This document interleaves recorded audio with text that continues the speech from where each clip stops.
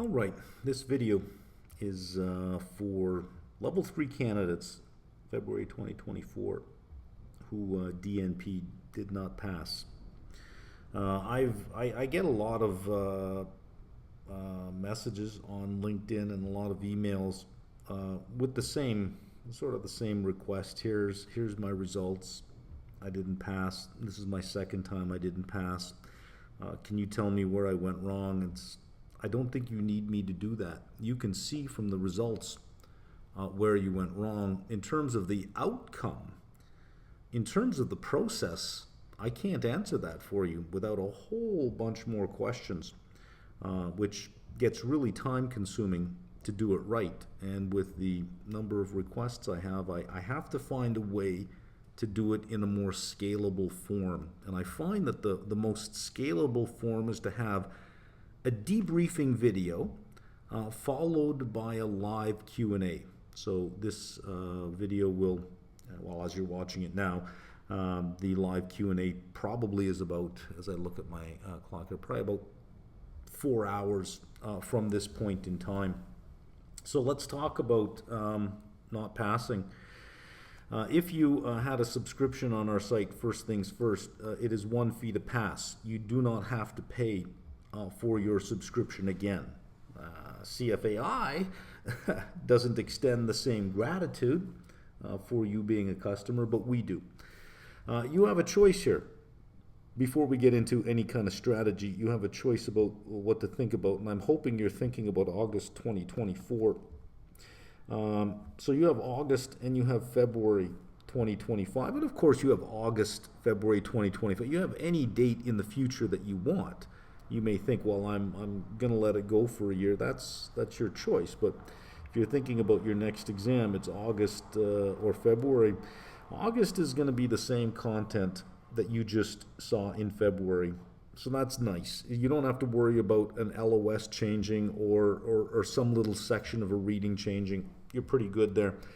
For February 2025, remember there are 3 pathways, right? There's private wealth, private assets, and portfolio construction. The portfolio construction is the original level 3. Nothing changes. Now, when I say nothing changes, there are going to be small changes here and there, but it is, for the most part, the same thing, the same topics that you go through. Not every year there's changes in the readings. I can't tell you what they are at this point in time, but there are small changes. But if you go with private wealth or private assets, it's a whole module that becomes new. And by the way, I cannot say enough about these in terms of not taking them. I cannot convince you enough to ignore them. I don't know that I have the words to stop you from doing it, but I can't say more about that until May 9th, and I'll lay out my arguments of why, especially this one right here, private wealth, waste of your time. But I'll lay out my arguments May 9th. For August 24, registration closes May 14th. For February of 2025, registration doesn't open until May 9th. Now, you may be thinking in terms of cost. To register for August is $1,250 US. Prices are going up for 2025, so the early registration is $1,090. There's only a $160 difference between the two. So it's not as if you're saving a lot, $160, and then you're going all the way to February 25 and potentially introducing some new things that you'll have to incorporate. It seems to me the logical place to be is August of 2024. You're not starting from zero. You have 124 days. You're not starting from zero. That's enough time to get it done. Let's wrap it up this year before Christmas. You don't want this hanging over you for Christmas, right? Let's wrap it up for August. Really, the delta is only $160 between the standard fee and the early registration fee for 2025. And here is the way I would think about things. Is in terms of the output that you got, because I can't judge your process without having a conversation with you, right? But we can look at your output and then we can infer some things about the process. It worked over here, it didn't work over there. So let's just look at section scores, and you have your breakdown. Anything that you got over 70% on you're good, right? I wouldn't throw myself into really deep relearnings of those sections. Continue with your review and review it often enough so that it doesn't fade away from your mind. But that's light work. You really only have to review those sections on a regular basis. You scored 50 to 70%. Like to see that a little bit better. Redo the section. So that means you're going to restart from the beginning, and you're going to go through the examples in the reading, go through the end of chapter questions, etc. Anything under 50, it's a lot deeper. It is relearn. So in other words, you didn't get it. Relearn it. So this will help develop understanding. If you're on our site, if you have a subscription, there is a seminar folder. And I did extended seminars for both capital market expectation readings, both derivative readings, and all 4 fixed income readings. And I did those seminars specifically for multiple DNPs. So they were developed, I think, last year, specifically for people who had multiple did not passes. And that worked out quite well, so it has become part of our curriculum now. So that is available. Office hours. This is all for helping to develop understanding. Office hours, all the month of July. It's me. You can you log on and ask any question you want, and I stay on till all the questions are done. Even if you don't think you have questions, show up. Just show up. You'll hear the answers to other questions being asked, and somebody will ask a question that you may say, oh yeah, I do have that question too. Or you may hear an explanation to an answer or a question, and you may say, oh, that's a little bit different than my understanding. My understanding was a little bit wrong. Good thing I showed up. And to get the most out of these sessions, have your questions ready. So as you're going through these readings, you got 124 days, right? As you're spending the rest of April, May, and June, for each reading, write down your questions. Write them down so you don't forget what they are, so that when you get to these office hour sessions, you've got them ready to go, and then just throw them out at me. Let's say that you said, well, I felt I had it all. I'm going through the readings, I'm reviewing, and I'm nodding my head at everything, saying, no, I get this, I get this, I get this. Well, then maybe it was something in the way that you were assessed. And usually, the structured response questions end up with a lower score than the vignettes, because you have a blank sheet of paper in front of you, or I shouldn't say blank sheet of paper. You have a blank screen, and you've got to type in something. And it's so misleading to call them essay answers. They're not essay answers, they're not essay questions, they're structured response. And it requires a particular skill to write these, because you have to have a condition that holds true. The condition is that it must be probable that 100% of candidates can get the answer. It's 100% probable. That is probably not going to be the actual empirical probability, but it has to be such that everybody can get the same answer. However, it is impossible that they all use the same words, right? So the grader is not grading your words. The grader is grading the message in your answer, not your words. Now, for everybody to get the same answer, for it to be 100% probable, you have to have your answer one cognitive step away, maybe two. But if you start thinking, well, this is this, which means this will be this way, so that'll be this, and then this is my answer here. No, you're 3 cognitive steps away. It is going to be, the more cognitive steps there are, the wider the variety of answers that there could be, because the more branching from each decision there is. It can't be. You cannot write a question that is 3 cognitive steps away and have it probable that 100% of the population that is writing is going to follow the same cognitive steps. Can't happen. So you have to write them such that you get, so that the probability of getting it right is quite high for everyone, 100%. Everyone should be able to get the same answer if they know it, but they're going to use different words. So it could be that you weren't prepared for those kind of questions, and maybe you wrote essays, 4, 5, 6, 7 sentences, and in your answer you started teaching the grader the answer. In no way should you spend any time teaching the grader the answer. You tell the grader the answer and you move on. So maybe you just performed poorly on that type of assessment, and it wasn't an understanding problem, it was an assessment problem that you said, well, I just wasn't used to answering these types of questions. I wish I just would have had better explanation of these. We do have drop-in sessions. For those of you who are on our site, we have drop-in sessions. Now we have, I don't know how many thousands at level 3. And our drop-in sessions, 120, 130 show up. So I know there's a lot that aren't using the drop-in sessions. So if you're a DNP from our site, I want you to ask yourself, did you use the seminars? Did you show up to office hours? Are you using the drop-in sessions? And if your answer is no, well, these are all things that are included in your subscription that are available for you. It's a walkthrough of each structured response, and we pay attention to the keyword. Determine and justify, support, explain. So if we have this type of keyword, what type of answer are we looking for? We're looking at the structure of the answer because they are structured response.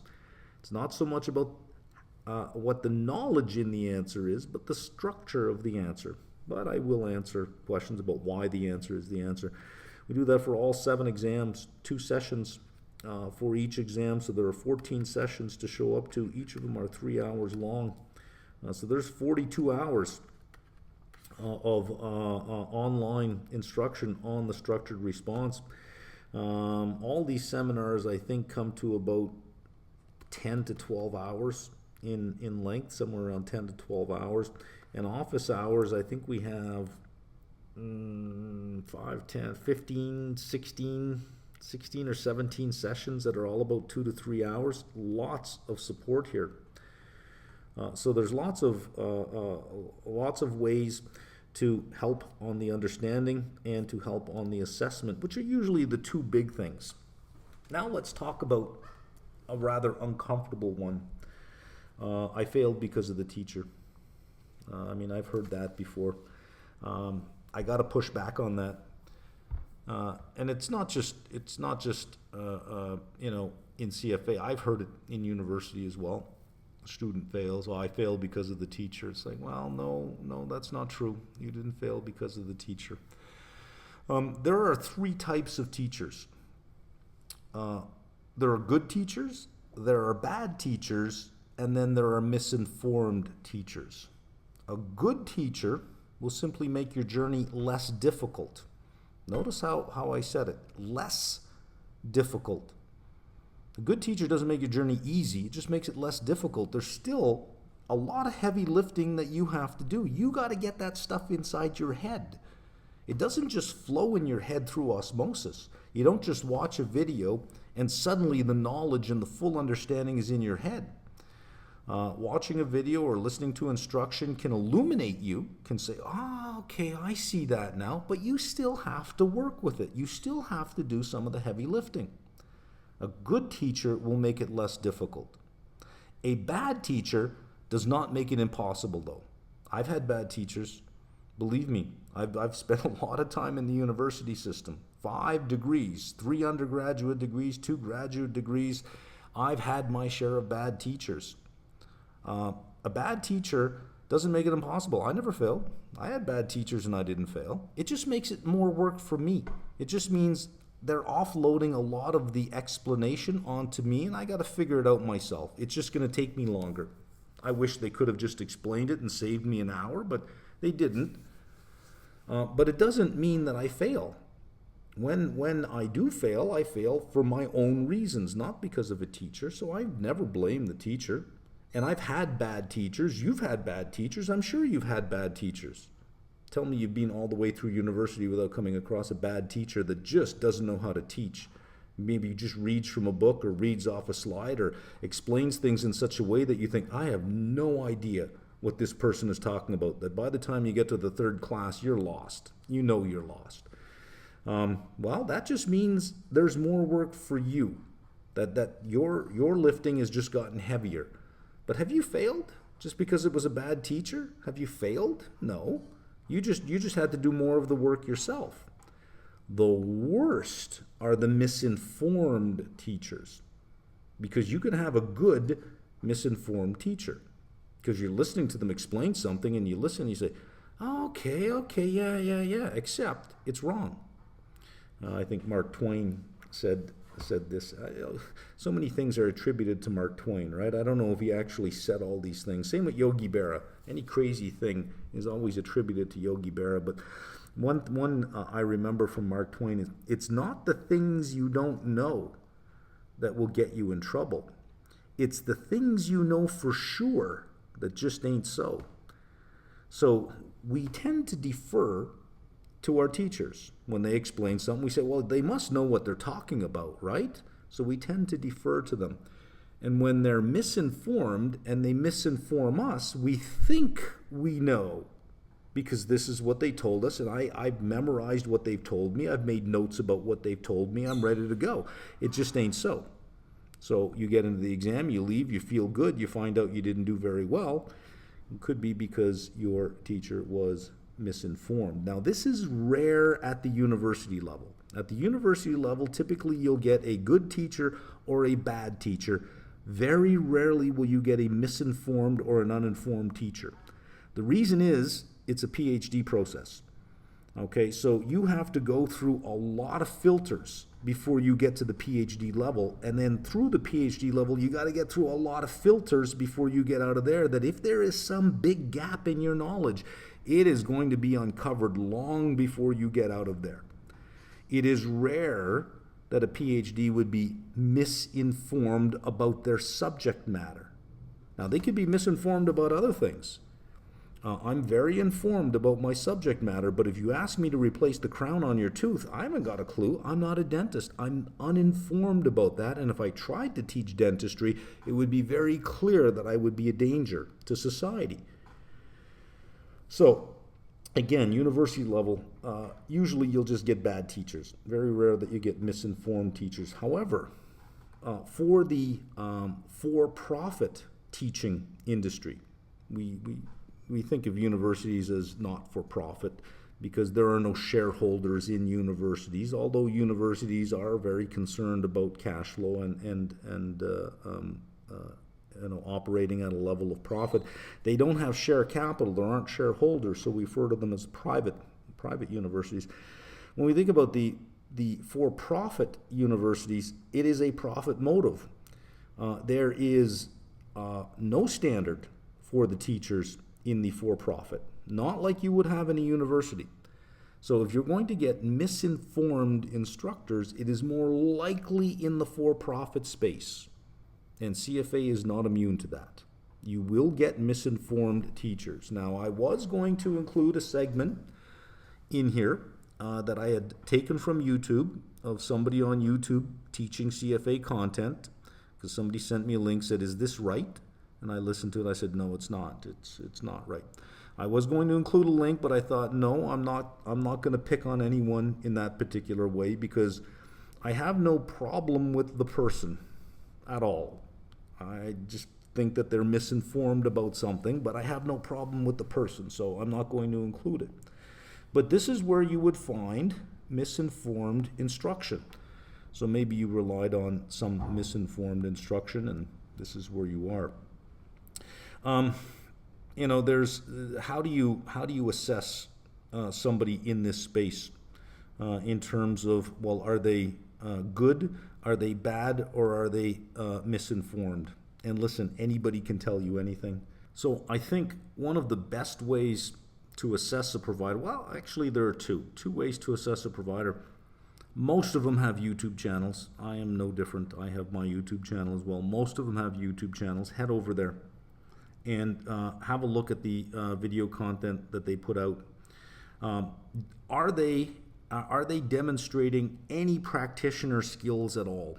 Because level 3 is more practical, more applied than level 1 or level 2. Level 1 and level 2 are very textbook in their orientation, especially level 1. It's a lot of declarative knowledge, know what. Level 2, most of the stuff at level 2 is the common stuff you would find in almost any textbook dealing with equity valuation, portfolio management, economics. You can find that in any textbook. Level 3 is different. It's closer to the real world. It's not the real world, but it's closer to the real world. So rather than relying on statements of, I've been teaching this for 20 years, I think you'd be better off with statements of, I've been actually doing this in the real world for 20 years. Head to their YouTube channel and see if they have anything related to the real world at all. Do they engage with the real world in any way at all? Number 2, don't take anybody's word for it. I can say the same thing as everybody else. I'm different. I get candidates through the exam. I've been doing this for X amount of years. Anybody can say that. I'm a good teacher. I'm not one of the bad ones. I'm the most informed. I'm not uninformed. Anybody can say that. So I think in that respect, talk is cheap. We live in a social media world. Use it to your advantage because people talk. People talk. Head to LinkedIn and post a question. What do you think of this provider? The good, the bad, the ugly, tell me everything. Head to Reddit. Reddit has got a huge CFA subreddit, r/CFA. Head over there, do the same thing. What do you think of this person? Tell me everything, the good, the bad, the ugly. And you'll get other people's opinion, not just something that I'm going to tell you or somebody else is going to tell you because talk is cheap. I can tell you anything. Everybody can tell you everything, and everybody's the best. Everybody gets them through the exam. Everyone's been doing this for how many years? Everybody's different. Everybody is. But in the end, there are 3 types. There's good, there's bad, and there's uninformed. You don't want an uninformed instructor. That will hurt you. You don't want a bad instructor because that just makes it more difficult on you. You want a good instructor. That doesn't guarantee anything. It just makes it less difficult on you, but you still must be an active participant in your own success. So if you are thinking about this provider, that provider, any provider at all, I urge you to use the power of social media for good, right? Because we've all heard the bad stuff about social media, but let's use it for good. Put your question out there. Crowdsource your answer. You're going to get a whole bunch, especially for level 3, you're going to get a whole bunch of people, including charter holders, people who have been through this, who will then tell you what they think about a particular person. And I think it helps to ask about a particular person. So if you're interested in 3, use 3 different posts. Because if you say, well, what do you think about this provider? What do you think is the best provider? You will get people who have taken particular providers but not other ones. So they already have a bias in the sense that they passed. They took this provider, so they're going to talk about that one, say this one I got through using this one, but they have no knowledge of the other ones. Ask about specific ones because this is where you're going to get the good, the bad, and the ugly, right? The good is the good. What's the bad and the ugly? What does that say? I want to know. If I were asking the question, I would be paying attention to that. But ask about a specific one, and don't be afraid to ask in multiple places and ask multiple questions. It's social media. It's called social media for a reason because people are willing to share. If they're willing to share, use it. Crowdsource your analysis. Choose a prep provider who is knowledgeable, who is good, and who is connected to the real world. There we go. I will see you for the live feed. Hopefully this is up in time. I'll see you for the live feed in about 4 hours. The schedule should already be, or the live feed should already be posted pending, the pending live feed. You know what I'm saying. Okay, I'll see you then.